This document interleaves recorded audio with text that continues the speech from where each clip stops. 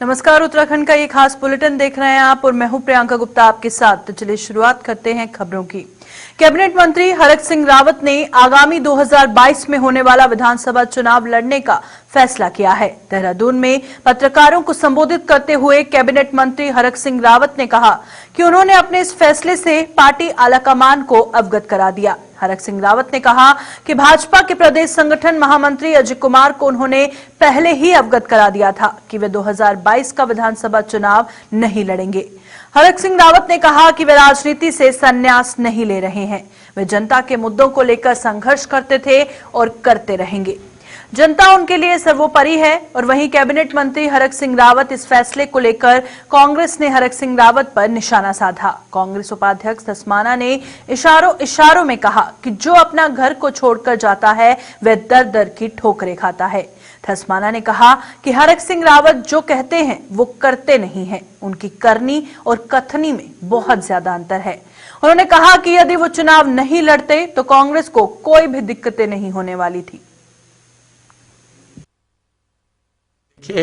मैं ये personal party का निर्णय नहीं कह रहा हूं, लेकिन व्यक्तिगत रूप से मैंने ये निर्णय लिया है कि बाकी कई बार मैंने कहा ना कि कुछ चीजें आपके हाथ में नहीं होती। मैंने व्यक्तिगत रूप से निर्णय लिया कि मैं 2022 में चुनाव एमएलए का नहीं लड़ूंगा। और मैं पार्टी हाईकमान के सामने भी, मैंने महामंत्री संगठन अजय जी को भी और पार्टी हाईकमान के सभी लोगों को कहा है कि मैं पार्टी 2022 का चुनाव नहीं लड़ना चाहता हूं।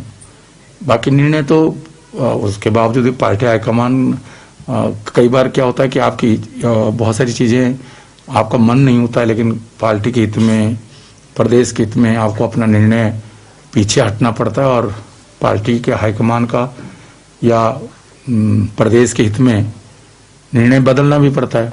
लेकिन मेरी दिली इच्छा है कि मैं 2022 का चुनाव नहीं लड़ना चाहता। अपनों को जो ठुकराएगा गैरों की ठोकरें खाएगा, उसमें कोई बड़ी बात नहीं है। जो अपने घर को छोड़ के जाता है उसकी बाहर इज्जत नहीं है। दूसरी बात यह है, किसी ने कसम ये भी तो खाई थी, धारी देवी की कसम है, मुख्यमंत्री की शपथ लूंगा नहीं तो कोई शपथ ही नहीं लूंगा। तो उसके बाद शपथ हुई कि नहीं हुई। अब किसी ने कुछ कहा है, कहने पर राजनीति में कहते रहते हैं लोग, कह करके बदलते रहते हैं लोग। कथनी और करने में बहुत अंतर होता है। कहना अलग है और करना अलग है। क्या बदलने वाले इंसानों में हरक सिंह रावत को मानते हैं? मैं किसी का नाम ले ही नहीं रहा हूँ। मैं तो कह रहा हूँ किसी ने कहा था कि नहीं कहा था, आपको याद है कि नहीं? 2012 में किसी ने कसम खा करके गंगा जल हाथ में लेकर के कहा था, धारी माता की कसम है, धारी देवी की, और मुख्यमंत्री की शपथ लूंगा नहीं तो कोई शपथ ही नहीं लूंगा। उसके बाद शपथ हुई कि नहीं हुई? और आज तक शपथ हो रही है। अब कोई कह रहा है कि मैं नहीं लड़ूंगा, तो भाई नहीं लड़ेगा तो हमारी सेहत में क्या फर्क पड़ेगा। लेकिन सवाल ये है, कहने में और करने में अंतर होता है। हरक सिंह रावत के चुनाव न लड़ने को लेकर कांग्रेस के बाद आम आदमी पार्टी ने भी बीजेपी पर वार किया। आम आदमी पार्टी के नेता रविंद्र सिंह रावत ने हरक सिंह रावत के चुनाव न लड़ने को लेकर बीजेपी की अंदरूनी कलह करार दिया। उन्होंने कहा कि मुख्यमंत्री और उनके विधायकों का आपस में ही तालमेल नहीं है, जिस कारण हरक सिंह रावत चुनाव नहीं लड़ना चाहते। उन्होंने इशारों में हरक सिंह रावत को भी आम आदमी पार्टी में आने का न्योता देते हुए कहा कि आने वाले समय में बीजेपी संगठन बिखरने वाला है।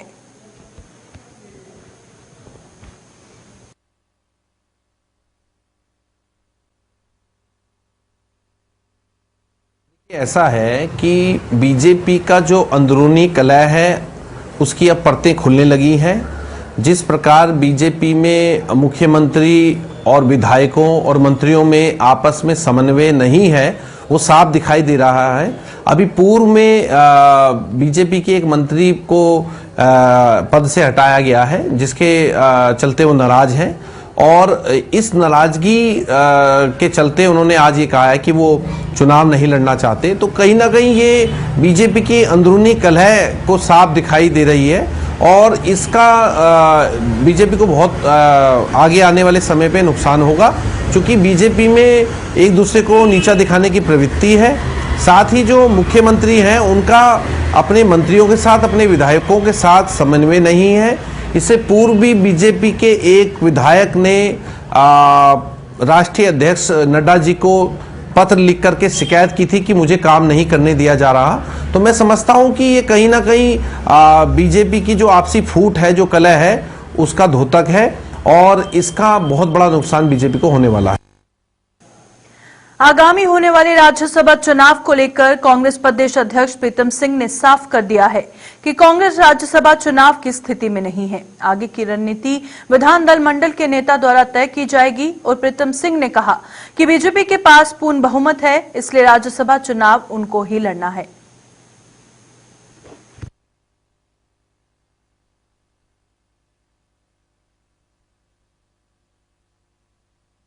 आपने कहा कि राज्यसभा का चुनाव आ रहा है। कांग्रेस के पास जो संख्या है विधायकों की वो मात्र 11 है और 11 विधायकों के आधार पर जो है हम राज्यसभा का चुनाव लड़ने की स्थिति में नहीं है।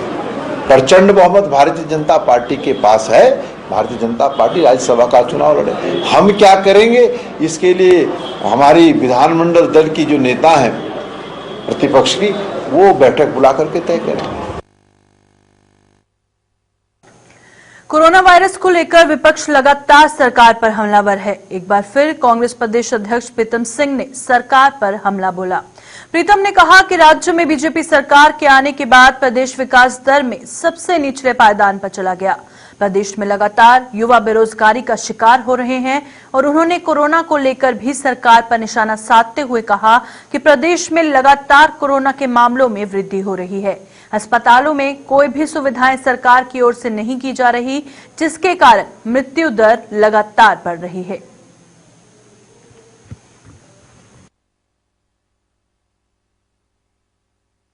से डबल इंजन की सरकार बनी है तब से इस प्रदेश के अंदर उत्तराखंड जो है सबसे निचले पायदान पर है। चाहे बेरोजगारी का आंकड़ा ले लीजिए, उसमें भी सबसे निचले पायदान पर है और कोरोना में जो मृत्यु दर है उसमें भी सबसे निचले पायदान पर है और टेस्टिंग में भी सबसे निचले पायदान पर है और जो टेस्ट लिए हैं उसमें जो बैकलॉग है उसमें सबसे निचले पायदान पर है। तो सरकार कहीं अगर कार्य करती हुई दिखाई देती तो समस्याओं का समाधान होता। सरकार तो कुछ करते हुए दिखाई नहीं दे रही है। आज कोरोना के नाम पर जिस तरीके से प्रदेश के अंदर जो सरकारी अस्पताल है, वो जो व्यवस्थाएं हैं, वो बहुत ही जो है अच्छी व्यवस्था नहीं कह सकता मैं, बहुत ही निम्न स्तर की व्यवस्थाएं हैं। लेकिन सरकार देखे तब ना, तब व्यवस्थाएं ठीक हो। कड़े कानूनों के बावजूद भी देश में महिलाओं को प्रताड़ित करने के मामलों में कोई भी कमी नहीं आई है। आए दिन ससुराल पक्ष की ओर से विवाहिताओं को प्रताड़ित करने के कई मामले सामने आते हैं और ऐसा ही एक मामला लक्सर की आदर्श कॉलोनी का है, जहां सुनीता नाम की एक विवाहिता ससुराल पक्ष की प्रताड़ना का शिकार हुई और पिछले 8 महीनों से प्रशासन से मदद की गुहार लगा रही है। विवाहिता का आरोप है कि उसने अपने ऊपर हो रहे अत्याचार को कानून के रखवालों का एक एक करके सबका दरवाजा खटखटाया, लेकिन कहीं भी उसकी सुनवाई नहीं हुई। कानून के रखवालों की अनदेखी के चलते सुनीता अब टूट चुकी है और अब वह अपनी जीवन लीला को खत्म करने के बारे में सोच रही है। पीड़ित विवाहिता के भाई का कहना है कि उसकी बहन के ससुराल वाले उसके दोनों बच्चों को भी जबरन छीन कर ले गए और उन्हें लगातार धमकियां भी दे रहे हैं। वो लोग पुलिस प्रशासन पर भी कार्रवाई न करने का दबाव बना रहे हैं। उत्तराखंड सरकार कोरोना से लड़ते हुए भी विकास और जन कल्याण के लिए प्रतिबद्ध है। इस लड़ाई में हम तभी विजय प्राप्त कर सकते हैं जब हम सब मिलकर कोरोना के विरुद्ध जन आंदोलन चलाएंगे। बाजारों में, ऑफिसों में सार्वजनिक परिवहन का प्रयोग करते हुए सतर्कता बरतें, हाथों की सफाई का ध्यान रखें, मास्क लगा कर रहें। यही आपका सुरक्षा कवच है जो न सिर्फ आपको बल्कि आपके परिवार को भी सुरक्षित रखेगा। बदल कर अपना व्यवहार करें कोरोना पर वार। कूका कफ लॉजेंजेस गले की खराश और इन्फेक्शन के लिए हमेशा अपने साथ रखिए। तुलसी के गुणों से भरपूर कूका कफ लॉजेंजेस, कभी भी कहीं भी। लॉकडाउन खत्म हुआ है, कोरोना नहीं। अब और भी अधिक सावधानी है जरूरी। त्योहारों और शादियों का मौसम आ रहा है, यही है हमारी परीक्षा की घड़ी। भीड़ से दूर रहकर, मास्क पहनकर और 2 गज की शारीरिक दूरी बनाकर ही हरा सकते हैं कोरोना को। इससे डरना नहीं, लेकिन सतर्क रहना है। याद रखिए, जब तक दवा नहीं तब तक कोई ढिलाई नहीं। कर लो प्रण, होगा कोरोना का अंत। शादी को, मेरी शादी 2012 में हुई थी और मेरी शादी के बाद मेरे साथ पैसे मांग करते रहे। मुझे बहुत मारपीट हुई। मारपीट के बाद मुझसे मेरे बच्चे भी छीन लिए। अब मैं 8 साल हो गए, मैं बहुत परेशान हो गई और 8 महीने मेरा कोई केस वगैरह कहीं नहीं हो रहा है। हमने एसएसपी साहब तक चले गए, हर तरह से चले गए, लेकिन कहीं भी कोई भी कार्रवाई मेरी नहीं हो रही है। अब मैं चाह रही हूँ कि मुझे न्याय मिले। मैं कहाँ जाऊँ भटक भटक के? मुझे कहीं से कुछ भी नहीं हो रहा है। अगर मुझे पास कुछ नहीं होगा तो मेरे पास एक ही रास्ता रह जाएगा कि मैं सुसाइड कर लूँ। मैं हर तरह से हार चुकी हूँ सर। मैं 8 महीने में छोटे छोटे बच्चे हैं, क्या करूँ? वही नहीं जी, हमें यहाँ ठोकरे खाते फिर रहे हैं। हमारी कोई कहीं कोई सुनाई नहीं हो रही हमारी। उनके जो फैमिली में जो कुछ दो उनके फैमिली में जो हैं वो उच्च अधिकारी हैं, वो हर जगह से प्रेशर बना रहे हैं हमारे ऊपर। हमें भी धमकी भरे फोन आ रहे हैं और यहाँ भी उच्च अधिकारी को बोल दिया गया कि कहीं से कोई कार्रवाई नहीं करनी है। हम दुखी हो गए। हम एसएसपी के यहाँ गए, डीजीपी के यहाँ, सबको उन्हें भेज रखे, हमारी कोई सुनाई नहीं हो पाती। सरकार के आश्वासनों के बावजूद भी किसानों की धान की खरीद नहीं हो रही, जिससे किसान बेहद परेशान है। सितारगंज में पिछले 4 दिन से धान को लेकर बड़े किसानों का धान सरकारी क्रय केंद्रों पर ना तोले जाने व मंडी में ना बिकने पर आज किसानों के सब्र का बांध टूट गया। गुस्साए किसानों ने उप जिलाधिकारी कार्यालय के बाहर प्रदर्शन किया और प्रशासन के आश्वासन के बाद किसान शांत हुए।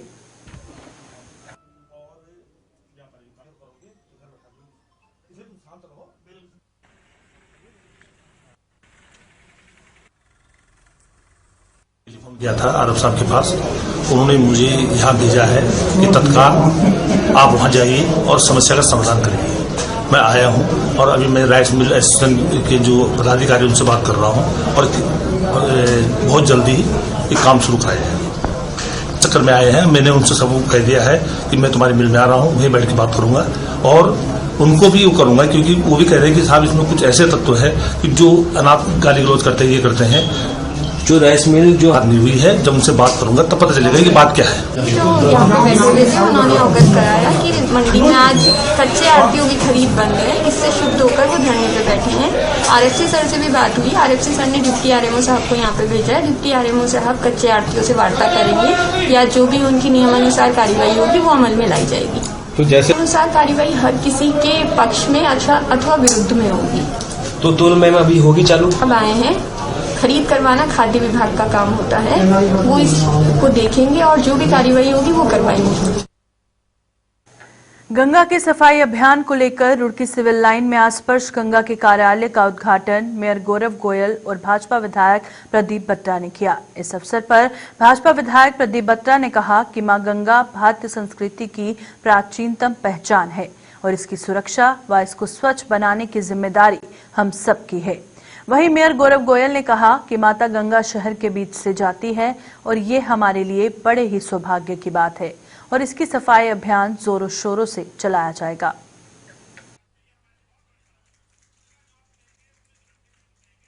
कार्यालय का उद्घाटन आज यहाँ बोट क्लब पर गंगा किनारे हुआ और बहुत अच्छा कार्यालय यहाँ पर खुला इससे, और जो हमारे प्रधानमंत्री का मिशन है कि नमामि गंगे और गंगा हमारी साफ हो, उसमें और गति प्रदान होगी और तेज़ी मिलेगी। आजकल वैसे ही रुड़की में गंगा नहर जो है बंद है, सिंचाई विभाग ने बंद कर रखी है, इससे पानी इकट्ठा हो रहा है और डेंगू का लार्वा बढ़ने की उम्मीद है। तो हम लोग इसमें सफाई अभियान जो है वो चलाएँगे। कल सुबह 10 बजे का टाइम रखा है। कल सुबह गंगा सफाई अभियान चलाया जाएगा जिसमें सैनिटाइजेशन और गंगा की सफाई करी जाएगी। तो ये अभियान स्पर्श गंगा की टीम द्वारा और पूरे शहरवासी द्वारा चलाया जाएगा। माँ गंगा के स्वच्छता अभियान के निमित्त ठीक है ना संस्था है स्पर्श, सारे भारत के अंदर कार्यक्रम चलता है। इसलिए रुड़की में क्योंकि गंगा माता शहर के बीच से जाती है तो हमारा सौभाग्य है इस संस्था का आज कार्यालय का यहाँ पर उद्घाटन है और निश्चित रूप से गंगा को साफ रखने में करते हैं। इसलिए मेरी ओर से शुभकामनाएं। कल कोई कार्यक्रम रखा गया है निगम द्वारा गंगा स्पर्श के माध्यम से? हाँ, इनका गंगा स्पर्श का कार्यक्रम है और नगर निगम उसमें सहयोग करेगा। हमारे कर्मचारी सहयोग करेंगे सैनिटाइजिंग, डेंगू घाट की सफाई से। सरकार द्वारा चलाए जा रहे अतिक्रमण अभियान के विरोध में विकासनगर में कांग्रेस कार्यकर्ताओं ने प्रदर्शन किया और सरकार का पुतला जलाया। प्रदर्शन की अगुवाई कर रहे जिला कांग्रेस कमेटी अध्यक्ष संजय किशोर ने सरकार के अभियान की कड़ी निंदा करते हुए कहा कि भाजपा सरकार अतिक्रमण के नाम पर त्योहारों के समय पर व्यापारियों को प्रताड़ित कर रही है। उन्होंने कहा कि कांग्रेस व्यापारियों के साथ है और उनकी हर परेशानी में उनका साथ देगी। लोग को नेस्ता नाबूद करने का काम कर रही है। प्रदेश अध्यक्ष प्रीतम सिंह जी के आह्वान पर आज पूरे प्रदेश में सरकार के पुतले फूके गए हैं और सरकार को चेताने का काम किया गया है कि इस सीजन में, त्योहारी सीजन में जिस तरीके से अतिक्रमण के नाम पर व्यापारियों का उत्पीड़न हो रहा है, इस काम को तुरंत इसको बंद किया जाए और अगर ये बंद नहीं होगा तो कांग्रेस लगातार इस पर अपना आंदोलन जारी रखेगी। कांग्रेस हर समय किसानों के साथ, व्यापारियों के साथ कंधे से कंधा मिलाकर खड़ी है। लालकुआं कोतवाली पुलिस ने गश्त के दौरान 61 नशीले इंजेक्शन के साथ एक युवक को गिरफ्तार किया। इस युवक के खिलाफ पुलिस ने एनडीपीएस एक्ट के तहत मुकदमा दर्ज कर उसे जेल भेज दिया। उसकी पहचान धर्मेंद्र गंगवार पुत्र हरिद्वारी लाल निवासी पश्चिमी घोड़ा नाला बिंदु खत्ता के रूप में की गई है।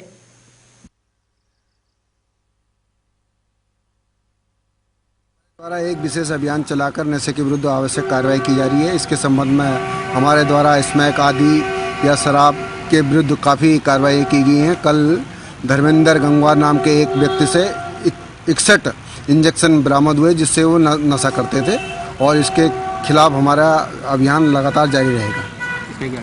देखिए, हमने हर चौकी क्षेत्र में इसमें टीम बना रखी है। लोगों से फीडबैक लिया जा रहा है, उनके द्वारा जो सूचनाएं उपलब्ध कराई जा रही हैं उसको लगातार हमारे द्वारा काउंसलिंग की जा रही है।